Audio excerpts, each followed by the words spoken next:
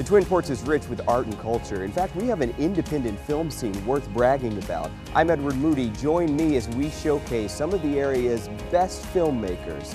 This is CBS 3 Night at the Movies.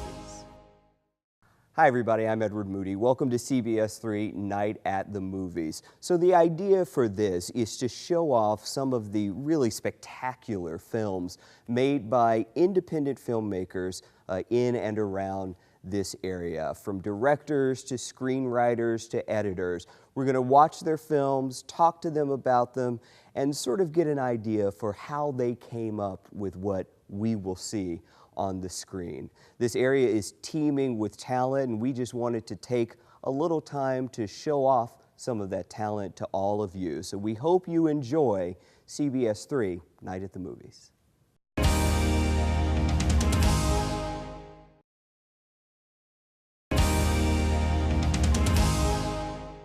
All right, our next film is a thoughtful piece, we'll say that. Our screenwriter, Duluth-based Matthew Dressel, came up with the idea for the film Penny for Your Thoughts. Yep.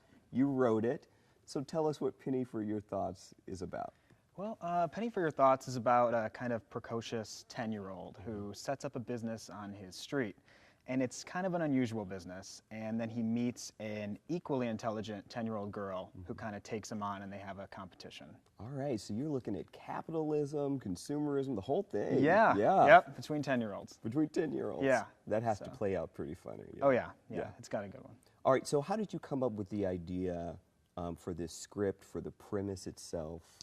Well, it actually started off as a vignette piece that I was working on for my undergraduate thesis, and it was going to be a bunch of stories that all took place on a single street, and they were all going to deal with business and different ways of looking at consumerism.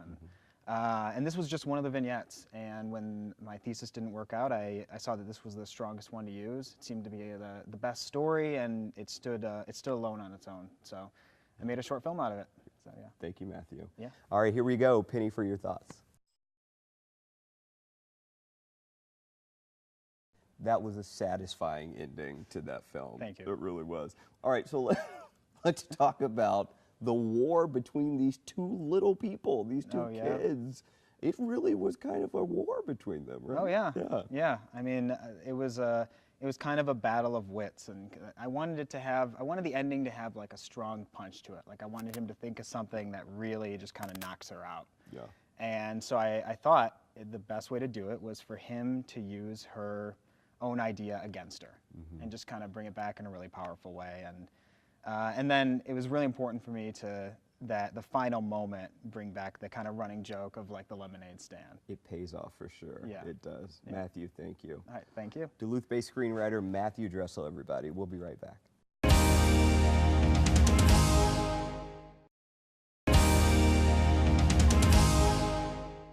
All right, our next film, if you have a cell phone, you'll be able to relate to this one for sure. It's called Return to Menu, from director, screenwriter. You did everything on this film. Yes. Matthew Dressel, based here in Duluth. All right, Matthew, let's talk a little bit about what this one is about. I already said cell phone is involved. Oh, yeah. Well, I mean, it's about a guy who goes on an internet date, and everything's going pretty well. And she goes to the bathroom, and he makes the mistake of thinking it'd be a good idea to kind of go snooping through her phone. Sure. And actually, this is, I wrote this like 8 years ago. It was right when the iPhone was coming out. So there weren't any security locks on phones. It was pretty easy to get in. So it makes sense that, he might do a little bit of spying. And so things are going to go poorly for him following that. How do you even come up with the idea of, okay, we're on the character's on a blind date, he's on a date, internet date, to go through the phone? How do you even come up with that? I just try to think of, I love putting my characters basically in a snow globe and then shaking it up and just seeing what they do. I love putting them in a situation that they need to get out of. And so I just was like, okay, he's on a date, what can he do that really buries him deep? Not based on personal experience for you? No. And okay. I won't say it. I won't say if it is. All right. Thank you, Matthew. And here's Return to Menu.